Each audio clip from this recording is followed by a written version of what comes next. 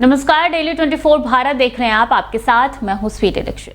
भारतीय वायुसेना प्रमुख अमरप्रीत सिंह ने सोमवार को बेंगलुरु में एरो इंडिया 2025 के दौरान हल्के लड़ाकू विमानों की डिलीवरी में देरी को लेकर नाराजगी जताई थी। Air chief marshal Amarpreet Singh का जो वीडियो वायरल हुआ है, उसमें वो कहते सुनाई दे रही हैं कि मैं आपको केवल ये बता सकता हूं कि हमारी जरूरतें और चिंताएं क्या है। आपको उन चिंताओं को दूर करना होगा और हमें ज्यादा आत्मविश्वास देना होगा।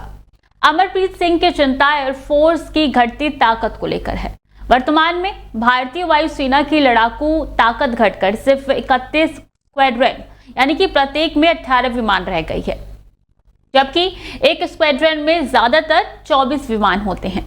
यह आंकड़ा साल 1965 के बाद से सबसे कम है। स्वीकृति की बात की जाए तो भारतीय वायुसेना के पास लड़ाकू विमानों की 42 स्क्वाड्रन होनी चाहिए।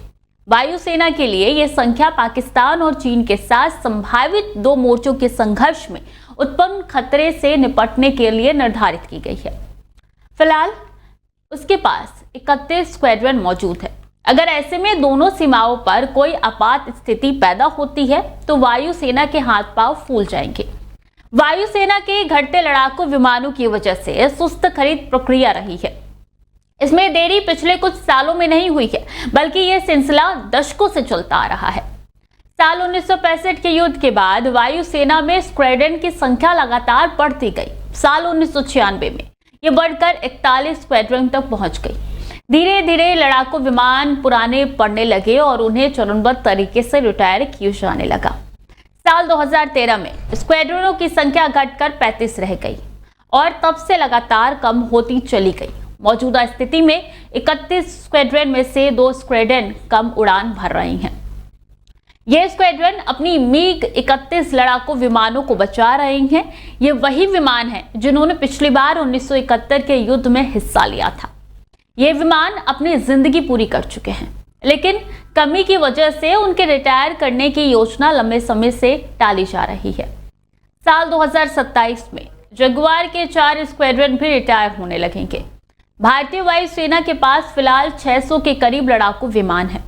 उसके पास 248 Sukhoi, 30 MKI, 45 Mirage 2000, 130 SEPECAT Jaguar, 40 MiG 21 Bison, 32 Tejas LCA MK1, 65 MiG 29 और 36 राइफल है।